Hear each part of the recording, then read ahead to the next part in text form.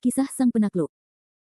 Sebelum lanjut, bagi yang belum subscribe Cafe Novel, silahkan subscribe dan aktifkan lonceng notifikasi supaya tidak ketinggalan update terbaru dari kami. Jangan lupa juga tinggalkan like, komen dan share video ke medsos yang sahabat punya.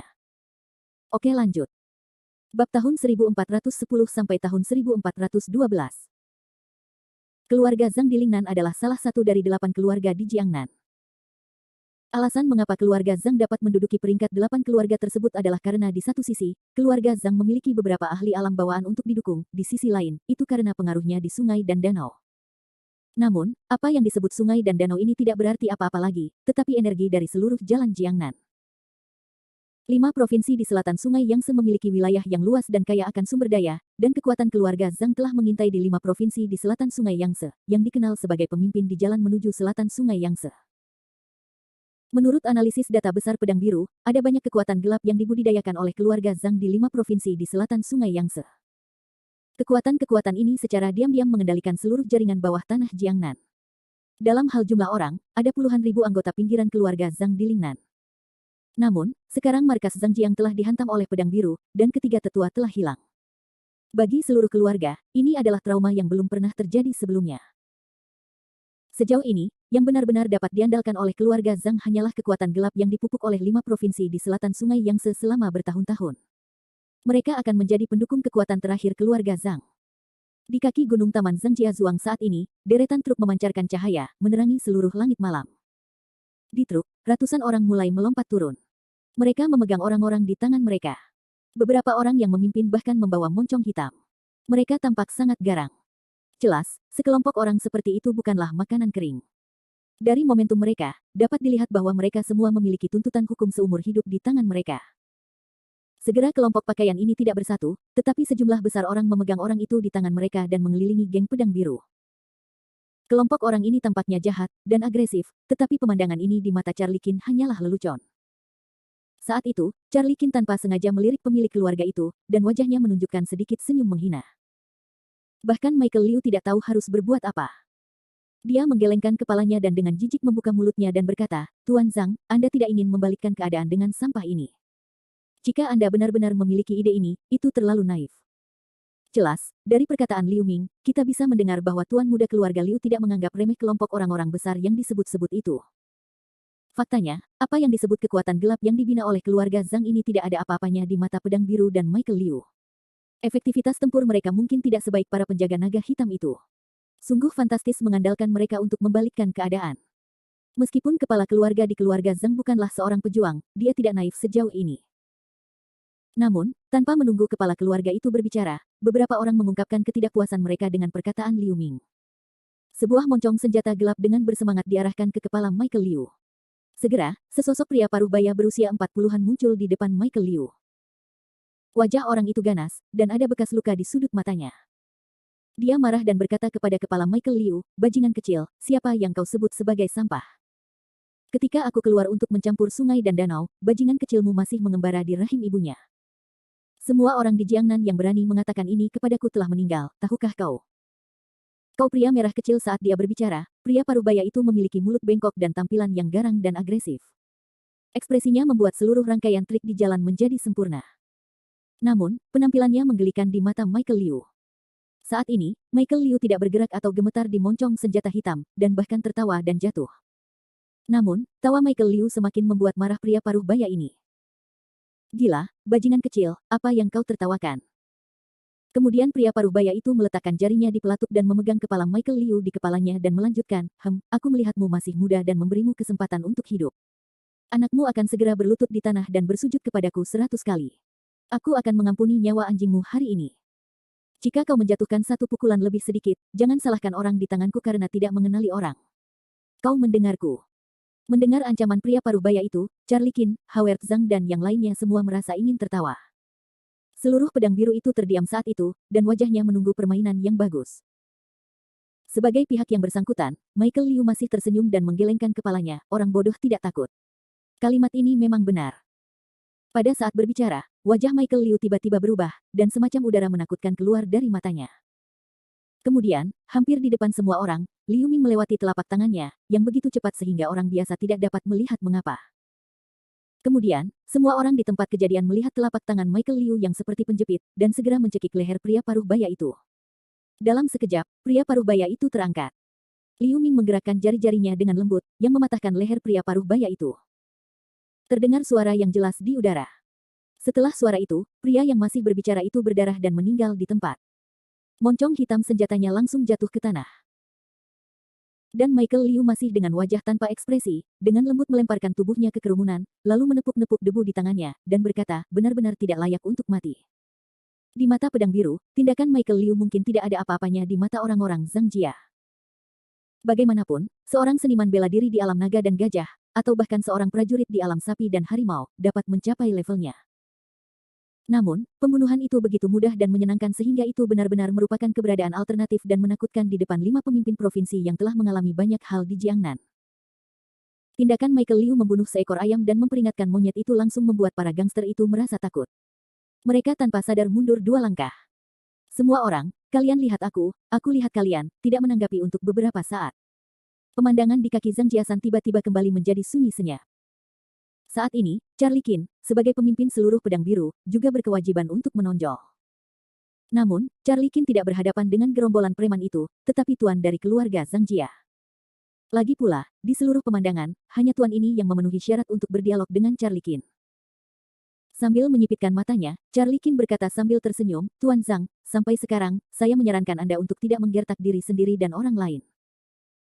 Anda harus tahu bahwa sekelompok orang yang Anda rekrut ini menggertak orang biasa, tetapi saat ini dan di sini, mereka hanya beberapa orang lagi yang mati, lebih dari beberapa nyawa, dan tidak ada yang bisa diubah.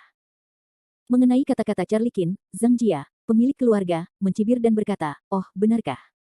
Apa yang dikatakan Qin Shaoshuai terlalu mutlak? Bab 1411. Pada saat ini, Zhang Jiakou Lingnan tidak diragukan lagi dipaksa untuk mati. Charlie Qin hari ini tidak dapat melihat bahwa Zhang Jia memiliki kemampuan untuk menghidupkan kembali orang mati. Adapun para gangster di Jalan Jiangnan yang dipanggil oleh Zhang Jia, mereka hanyalah sampah, tidak penting dan tidak memiliki pengaruh pada situasi keseluruhan. Jadi pada saat ini, Charlie Qin sangat ingin tahu tentang dari mana kepercayaan diri pemilik Zhang Jia berasal, dan bagaimana dia bisa berdiri di depan dirinya sendiri dan mengatakan kata-kata yang begitu mencolok. Bahkan Howard Zhang dan Michael Liu tidak dapat memikirkannya. Mereka tidak mengerti dari mana kepercayaan diri pemimpin keluarga itu berasal. Dengan pandangan dingin pada pria parubaya yang berdiri di depannya, Charlie Qin tiba-tiba menyeringai. Sekarang, saya tidak dapat melihat situasi di Zhang Jia. Saya khawatir hanya ada satu cara untuk pergi. Bekerja sama dengan baik dengan pedang biru, untuk memastikan kelangsungan keluarga Anda. Kata-kata Charlie Qin tidak diragukan lagi merupakan peringatan lainnya. Namun, mendengar kata-kata Charlie Qin, kepala keluarga Zhang Jia mendongak ke langit lagi dan tertawa, hahaha, Komandan Qin sedang terburu-buru saat ini. Setelah jeda dalam suaranya, pemilik keluarga terus menganggukkan kepalanya dan berkata, Qin Shaoshuai baru saja mengatakan bahwa aku tidak memiliki kesempatan untuk membalikkan keadaan di depan pedang birumu, tetapi itu tidak berarti aku harus mengakui kekalahan.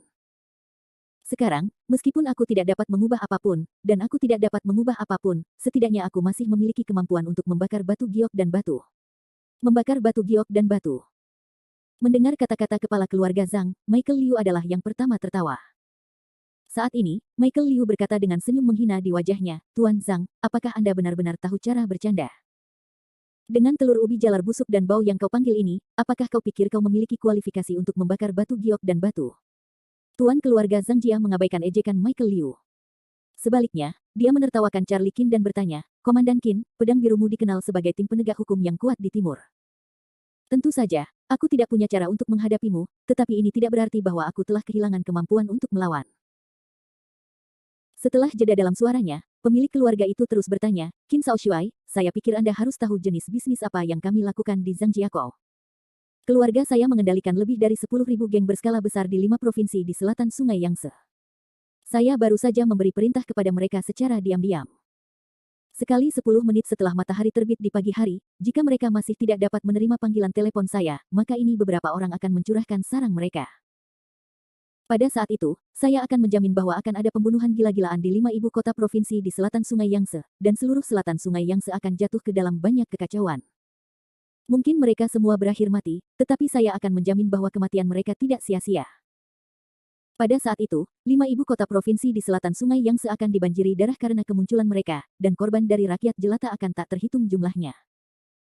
Pada saat yang sama, ekspresi pemilik Zhang Jia benar-benar mulai bangga. Dia mengangkat kepalanya tinggi-tinggi dan menatap Charlie Qin. Dia tampak provokatif dan berkata, "Marsekal Qin, saya tidak tahu apakah Anda puas dengan rencana saya untuk menerobos jalan buntu." Jelas, saat ini, pemilik Zhang Jia menahan rasa sakit Charlie Qin dan seluruh pedang biru, dan ingin berjuang untuk kesempatan terakhir negosiasi. Seperti yang diharapkannya, Charlie Qin ragu-ragu menghadapi rencana yang sembrono dan gila seperti itu. Bagaimanapun, semua orang tahu bahwa Zhang Jia di Lingnan didirikan di jalan, dan kemampuan mereka untuk melakukannya adalah milik salah satu keluarga paling kuat di selatan Sungai Yangtze. Menurut statistik pedang biru yang tidak lengkap, ada lebih dari 10 orang besar di Jalan Jiangnan yang dicakup oleh Zhang Jia di Lingnan dalam beberapa tahun terakhir, dan ada puluhan ribu anggota inti geng-geng ini, belum lagi anggota pinggiran. Dengan begitu banyak orang dan begitu banyak anggota geng yang terorganisasi dan disiplin, begitu semuanya dimobilisasi, ketertiban seluruh selatan Sungai Yangtze memang akan sangat terpengaruh. Pada saat itu, warga sipil yang tidak bersenjata akan menjadi target utama serangan mereka. Memikirkan hal ini, otak Charlie Qin terasa geli. Lagi pula, jika puluhan ribu warga sipil kehilangan nyawa mereka dalam kekacauan seperti itu, baik ibu kota kekaisaran maupun keluarga Qin harus disalahkan. Sebenarnya, Charlie Qin juga telah memikirkan apakah ada cara untuk menghentikan badai. Namun, setelah memikirkannya, Charlie Qin masih berpikir bahwa metode ini tidak dapat diandalkan. Lagi pula, ada lebih dari selusin geng yang tersebar di antara 5 provinsi di selatan Sungai Yangtze. Tidak mungkin bagi kekuatan kecil ini untuk dicabut pada saat yang sama. Akhirnya, Charlie Qin harus menyerah dan berkompromi. Sambil mendesah panjang, Charlie Qin masih memiliki senyum yang tidak dapat dipahami orang. "Tuan Zhang, saya harus mengatakan bahwa rencana Anda benar-benar membuat saya ragu, tetapi Tuan Zhang Jia, Anda dan Lingnan Zhang Jia Anda sekarang adalah kura-kura dalam toples. Saya hanya perlu memberi perintah, dan fondasi Anda yang telah berdiri selama ratusan tahun akan dibakar. Ketika Anda semua pergi dari dunia, apakah Anda pikir perintah Anda masih mengikat semut-semut di selatan Sungai Yangtze?" Mengenai kata-kata ofensif Charlie Qin, tuan keluarga Zhang tidak tergerak. Dia hanya mencibir dan berkata, "Zhang telah mengelola Jiangnan selama bertahun-tahun. Secara alami, dia memiliki keterampilan sepertiku. Jika Qin Shaoshuai berpikir bahwa membunuh Zhang dapat membuatnya merasa tenang, maka dia dapat mencobanya. Mungkin setelah matahari terbit besok, Komandan Qin akan melihat kejutan lain." Keluarga Zhang hari ini telah mencapai ambang hidup dan mati, jadi orang-orang yang bertelanjang kaki tidak takut memakai sepatu, dan pemilik keluarga juga siap untuk menangkap jaring. Namun, di bibir keluarga Zhang dan Charlie Qin bersama-sama, jalan buntu, Howard Zhang, yang telah lama terdiam, tiba-tiba melangkah maju dan berkata kepada ayahnya yang murahan. "Baiklah, bukankah kamu hanya ingin membicarakan tentang kondisinya? Sekarang aku akan memberimu kesempatan ini untuk mengatakan, apa sebenarnya yang kau inginkan." Begitu Howard Zhang mengatakan ini, kepala keluarga di Zhang Jia segera tersenyum seperti bunga, dan wajahnya benar-benar dengan semacam kegembiraan kemenangan. Namun, dia masih menatap Charlie Qin, dan kemudian menatap Howard Zhang. "Bocah Bao, bisakah kau melakukan sesuatu tentang pedang biru?" Tanpa menunggu Howard Zhang menjawab, Charlie Qin segera menyipitkan matanya dan berkata, "Jangan khawatir tentang Tuan Zhang. Meskipun Direktur Zhang tidak dapat melakukan pekerjaan pedang biru, dia masih bisa melakukannya. Jika Anda memiliki persyaratan, tanyakan saja padanya." Bagi Charlie Qin saat ini, tidak ada artinya lagi bagi Charlie Qin untuk terus terlibat dengan Zhang Jia. Sekarang, hal terpenting bagi pedang biru adalah bagaimana menaklukkan Zhang Jia dengan aman. Adapun bagaimana melepaskannya, itu akan menjadi sesuatu nanti. Mendengar kata-kata Charlie Qin, kepala keluarga Zhang Jia tampaknya telah meminum pil penenang. Menatap Howard Zhang, pemilik keluarga itu mengangguk dan berkata, "Baiklah, dalam hal ini, saya akan membicarakan persyaratan saya." Bab 1412. Situasi telah berkembang hingga saat ini, situasi ini bukanlah yang diinginkan oleh pemilik Zhang Jia. Meskipun ia telah memenangkan kesempatan tertentu untuk Zhang Jia, kerugian Zhang Jia terlalu besar dan terlalu besar sebelumnya, yang terlalu besar untuk diambil kembali. Saat ini, satu-satunya hal yang dapat dilakukan oleh pemilik Zhang Jia adalah memanfaatkan operasi Zhang di selatan Sungai Yangtze dalam beberapa tahun terakhir dan kekuatan gelap untuk melakukan beberapa transaksi dengan pedang biru dan Charlie Qin, dan berbicara tentang beberapa persyaratan. Itu saja. Bagi pedang biru di sisi lain, yang terpenting adalah memenangkan keluarga Zhang Jia. Adapun hal-hal lain, selama persyaratan pemilik keluarga tidak terlalu berlebihan, maka Charlie Qin masih dapat memuaskannya. Bagaimanapun, Charlie Qin mewakili pejabat, dan ia harus memperhatikan pengaruh tertentu. Hal semacam ini bukanlah yang ingin dilihat Charlie Qin. "Tuan." Melihat bahwa pemilik keluarganya telah menunjukkan tren yang lemah, Zhang Dingtian buru-buru berkata dengan cemas di satu sisi. Namun, kata-kata Zhang Dingtian belum sempat terucap, dan disela oleh kepala keluarga Zhang. Saat ini, kepala keluarga Zhang memiliki tatapan tajam dan tekad di sekujur tubuhnya. Dia melambaikan tangannya dan berkata, "Paman kedua, saya tidak perlu banyak bicara. Saya tahu apa yang saya lakukan. Sekarang, keluarga saya telah mencapai musim gugur hidup dan mati, dan kita harus kuat dan tangguh." Zhang Dingtian hanya bisa berteriak panjang ketika dia mendengar suara kepala keluarga Zhang yang begitu tegas tetapi begitu tidak berdaya. Kemudian dia menoleh dan menatap Howard Zhang dengan tatapan marah. Saat ini, Zhang Dingtian ingin sekali memakan Howard Zhang hidup-hidup. Jika bukan karena keberadaan Howard Zhang, bagaimana mungkin keluarga Zhang Lingnan yang terkenal itu dipaksa ke situasi yang begitu putus asa? Sayang sekali Zhang Dingtian hanya bisa marah dalam hatinya. Bahkan jika gigi belakangnya menggerogoti, dia tidak dapat mengubah nasib masa depan keluarga Zhang. Pada saat itu, kami, kepala keluarga Zhang Jia, mendongak lagi ke arah putra bungsunya dan anak haram yang selama ini tidak pernah diperhatikannya. Setelah menghela napas panjang, wajah kepala keluarga tiba-tiba menunjukkan sedikit ekspresi lelah. "Anak bau, kamu memenangkan permainan ini hari ini. Kamu hanya menginginkan posisi kepala keluarga, oke, aku akan memberikannya kepadamu."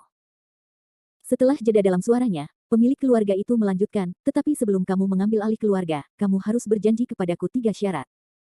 Jika kamu dapat menjanjikan 3 syarat ini, kamu akan menjadi kepala keluarga Lingnan Zhang mulai besok. Jika kamu tidak dapat menjanjikan syarat-syaratku, aku akan menjadi orang terakhir di Zhangjia dan aku tidak akan membiarkanmu melakukannya." Meskipun itu adalah ancaman, saat ini, suara Zhangjia, pemilik keluarga, tampaknya sudah tidak dapat menahannya lagi. Mendengar ini, Howard Zhang hanya tersenyum dan berkata, "3 syarat. Hehe, katakan saja." Mendengar jawaban Howard Zhang, pemilik keluarga Zhang tidak bingung dan berkata, "Baiklah, kalau begitu, saya akan membicarakan syarat saya."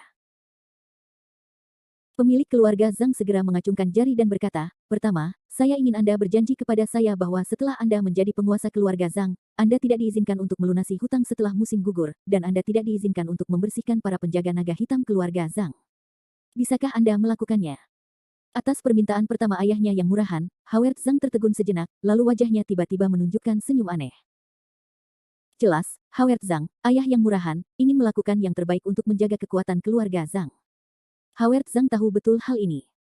Bagaimanapun, dari zaman kuno hingga sekarang, keluarga Zhang selalu menjadi pangeran dan bangsawan. Perubahan kekuasaan selalu disertai dengan pembunuhan berdarah, yang merupakan proses yang tak terelakkan. Meskipun tidak terlalu berlebihan bagi pemilik Zhangjia untuk mengajukan permintaan seperti itu, dia tetap meremehkan Howard Zhang. Teori kekuatan Howard Zhang saat ini dapat dengan mudah memusnahkan seluruh Lingnan Zhangjiakou, jadi Howard Zhang meremehkan untuk melakukan pembersihan besar-besaran seperti itu. Saat ini, wajah Howard Zhang terus menunjukkan senyum menghina, lalu menganggukkan kepalanya dan berkata, "Ya." Meskipun hanya ada 2 kata, tetapi 2 kata ini dari mulut Howard Zhang keras, dan pada saat yang sama, itu juga membuat kepala keluarga rileks. Dia mengangguk tanpa suara. Pemilik Zhangjia terus mengangkat jari keduanya dan berkata, "Kedua, setelah kamu menjadi kepala keluarga Zhang, aku berharap keluarga Zhang tetaplah keluarga Zhang dan tidak akan menjadi bagian dari pedang biru. Bisakah kamu melakukan ini?" Jika persyaratan pertama dari kepala keluarga adalah untuk menjaga kekuatan keluarga, persyaratan keduanya adalah untuk menekankan integritas dan kemandirian keluarga. Meskipun pedang biru berada tepat di bawah ibu kota kekaisaran dan merupakan bagian integral dari pusat kekuasaan ibu kota kekaisaran, Zhangjia tidak meremehkan untuk menjadi bagian dari pedang biru. Dari titik ini, kita dapat melihat kebanggaan dan darah Tuan Zhangjia sebagai juru mudi keluarga bangsawan. Untuk kondisi seperti itu, Howard Zhang tidak memikirkannya, dan dia tidak bermaksud untuk membahasnya dengan Charlie Qin. Dia berkata, "Ini tidak apa-apa." Jawaban Howard Zhang yang begitu tegas membuat lawan dari Tuan Zhangjia merasakan sedikit kebingungan. Matanya pertama kali menatap Charlie Qin dengan ragu, lalu jatuh pada Howard Zhang lagi. Sekarang, yang sangat mengejutkan bagi pemilik keluarga Zhang, Charlie Qin tampaknya tidak berniat untuk ikut campur dengan caranya sendiri, bahkan jika kondisi ini melibatkan kepentingan pedang biru itu sendiri. Saat ini, kepala keluarga Zhangjia bahkan memiliki beberapa keraguan. Siapa yang memimpin hubungan antara Howard Zhang dan Charlie Qin? Tetapi pada saat yang sama, Howard Zhang, pemilik keluarga, sedikit tidak sabar. Dia berkata, "Baiklah, saya telah menyetujui 2 syarat pertama. Mari kita bicarakan syarat ketiga Anda." Suara Zhang Kong tiba-tiba terbangun dari kebingungan Zhang. Pemilik itu ragu-ragu sejenak, dan akhirnya matanya yang lelah melewati Howard Zhang dan mendarat di putra sulungnya, Zhang Zaolong, tidak jauh dari sana. Haozi. Pada saat ini, nama Howard Zhang oleh kepala keluarga Zhang bukan lagi anak laki-laki yang bau atau anak yang memberontak, tetapi seorang Haozi. Setelah mengatakan ini, pemilik Zhangjia tiba-tiba melangkah maju 2 langkah, meraih lengan Howard Zhang, dan memohon di wajahnya, Haozi, ayah tahu bahwa ayahlah yang telah menyesali perbuatanmu selama ini. Namun, sudah terlambat untuk mengatakan apapun. Ayah sekarang hanya punya satu permintaan terakhir. Ayah, kumohon lepaskan kakak laki-lakimu. Tidak peduli bagaimana kau mengatakannya, kalian juga saudara. Darah lebih kental daripada air. Saat ini, kepala keluarga Zhang Jia berlinang air mata dan tampak seperti ayah yang baik hati. Jika suara Haozi menyentuh sisi terlembut hati Howard Zhang merasa sangat dingin dan jijik ketika kepala keluarga itu melanjutkan.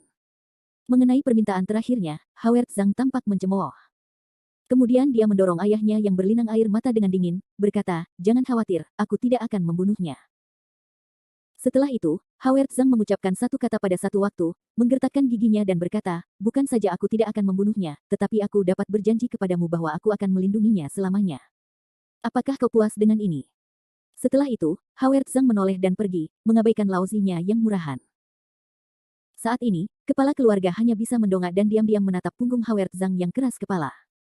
Seluruh tubuhnya gemetar, dan matanya penuh dengan rasa bersalah dan penyesalan.